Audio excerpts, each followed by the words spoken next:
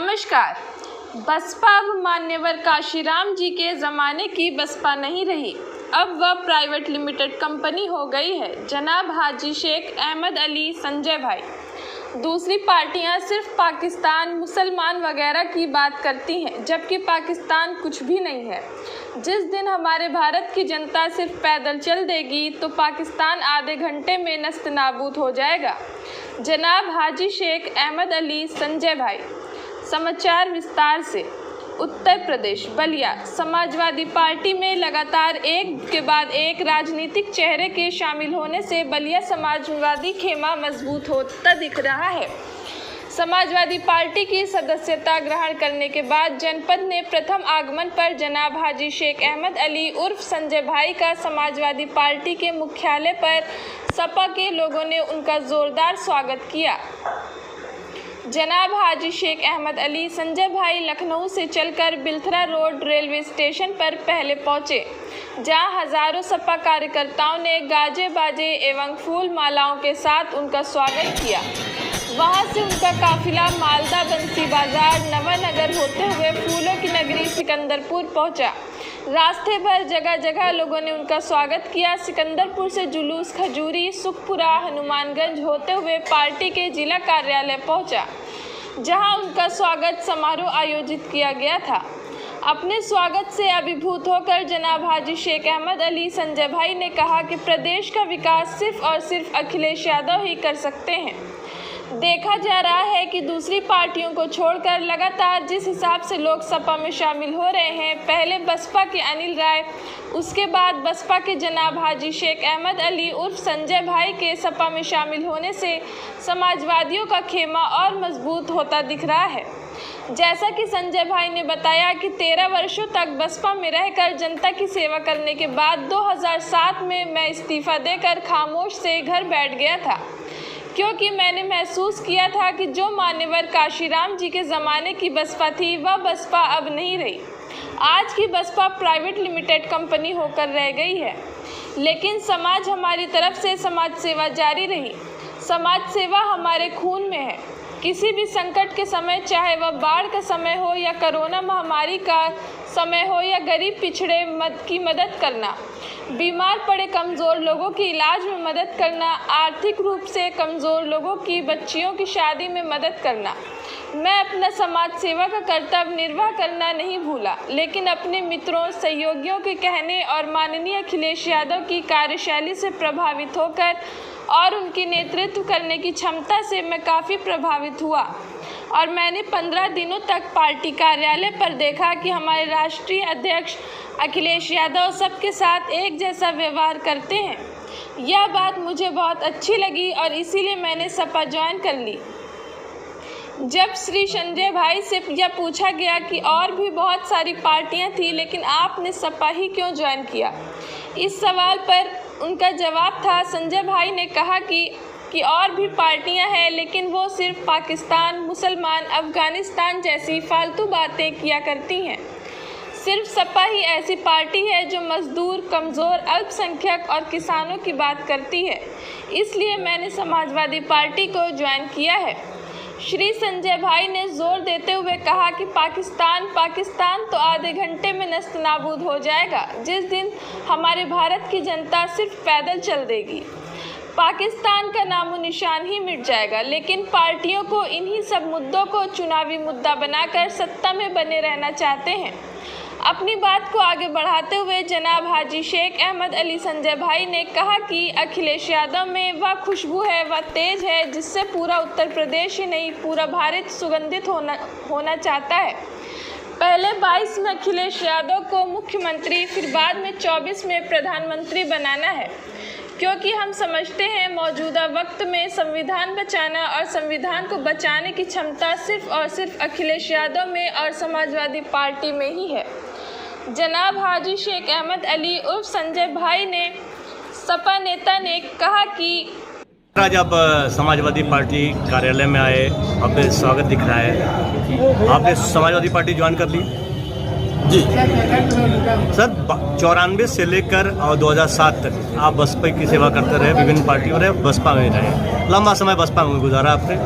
बावजूद उसके अब सपा का दामन आपने थामा है। माननीय अखिलेश जी के अध्यक्ष में आपने सपा को जानी, क्या ऐसी खास बात सपा में दिखी जो आप सपा की तरफ खींचे चले आए? साथियों, आपने बसपा की बात की है तो बसपा में जब मानवर घासीराम मुखिया थे उस वक्त बसपा कुछ और थी। घासीराम के बसपा में मैं था।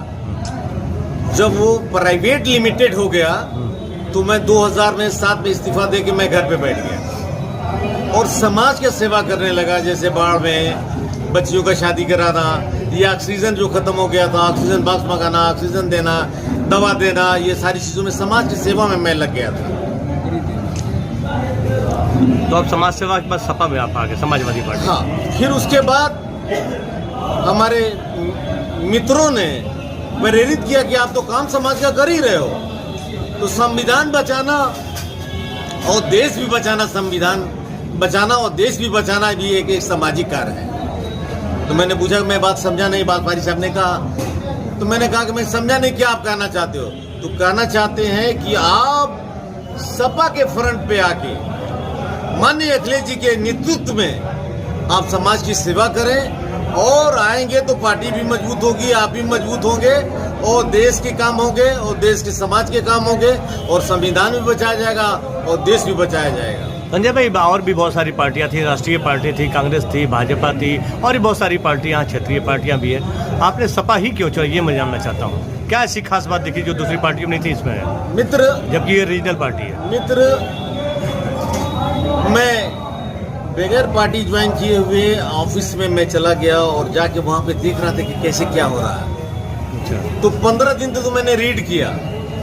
जब अपने नेता को मैंने देखा, राष्ट्रीय नेता को देखा कि नेता ऐसा है कि जैसे गुलाब के फूल की खुशबू, सूरज की रोशनी किसी व्यक्ति विशेष के लिए नहीं होता, खुशबू किसी व्यक्ति विशेष के नहीं होता। खुशबू निकलता है तो छोटे भी लेते हैं, बड़े भी लेते हैं, विरोधी भी लेते हैं। तो वो चीज़ मैंने देखा माननीय अपने राष्ट्रीय अध्यक्ष में, वो गुलाब की खुशबू और सूरज की रोशनी जो किसी व्यक्ति विशेष के लिए नहीं निकलती है, सारे समाज के लिए निकल रही है और हिंदुस्तान के लिए। महाराजा के सिकंदरपुर की खुशबू जो है पूरे उत्तर प्रदेश में फैलेगी इंशाअल्लाह। उम्मीद है कि प्रदेश नहीं, अभी तो 2022 में लेंगे प्रदेश और 24 में हम देश का प्रधानमंत्री बनाएंगे अखिलेश जी। बहुत सख्त जरूरत हो गया है, नहीं तो हमारा संविधान भी खत्म हो जाएगा, हमारा देश भी खत्म हो जाएगा। कोई मुसीबत नहीं है, फैक्ट्रियाँ बेची चली जा रही हैं, रेलवे बिका चला जा रहा है, अडानी अंबानी को रेलवे एयरपोर्ट बेचे चले जा रहे हैं। क्यों सी मुसीबत आ गई? ना हम चाइना से लड़े ना पाकिस्तान से लड़े। और पाकिस्तान की कहानी से लड़े, और पाकिस्तान की कहानी आधे घंटे का खेल है, लेकिन उसको खास तौर से रखा गया है कि उसको इस्तेमाल करके हम वोट लेते रहे।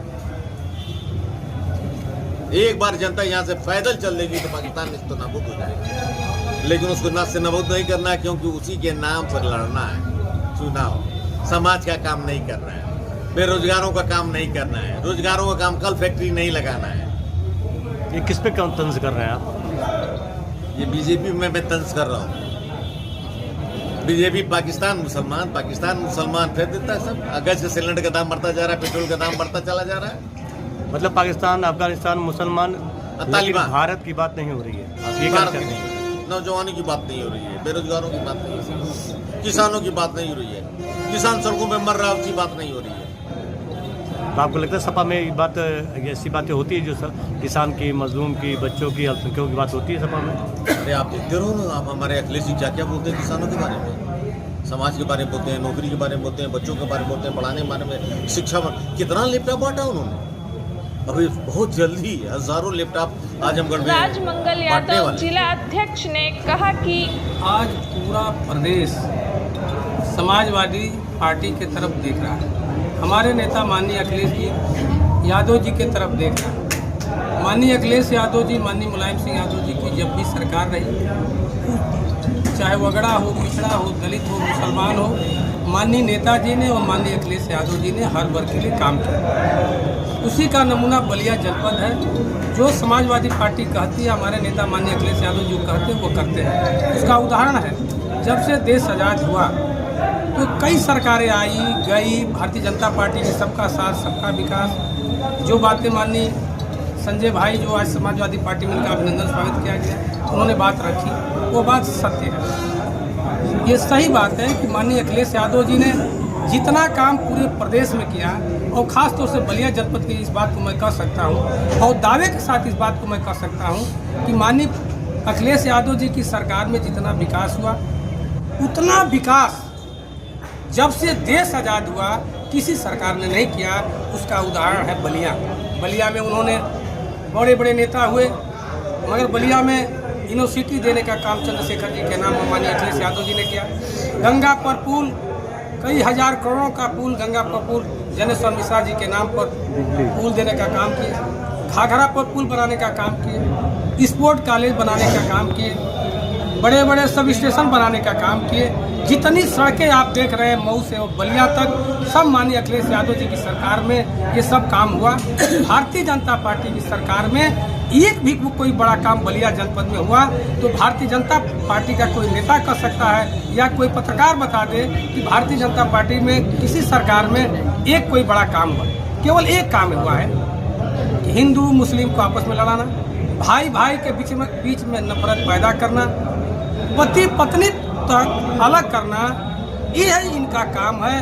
किस तरह से पूरा प्रदेश बर्बाद हो जाए। किसान रोज मर रहे हैं, डीजल का दाम बढ़ रहा है, पेट्रोल का दाम बढ़ रहा है, आलू चीनी किरासन तेल प्रदेश से गायब, देश से गायब हो गया, सब कुछ का दाम बढ़ रहा है। और इसके बाद भी भारत के प्रधानमंत्री जी, उत्तर प्रदेश के मुख्यमंत्री जी कह रहे हैं कि भारत सुरक्षित है, लोग अमन चैन से हैं, इस देश में दूध भात लोग खा रहे हैं।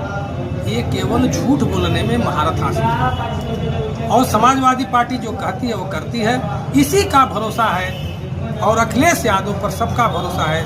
अगड़े वर्ग का भरोसा है, पिछड़े वर्ग का भरोसा है, दलित का भरोसा है, मुसलमान का भरोसा है। यह भरोसा है कि अखिलेश यादव जी आएंगे कि किसानों का भला करेंगे, मुसलमान का भला करेंगे, सामान्य वर्ग के जो लोग हैं उसका भी सबसे बड़ा सम्मान करेंगे और पिछड़ी जात का भी सबसे बड़ा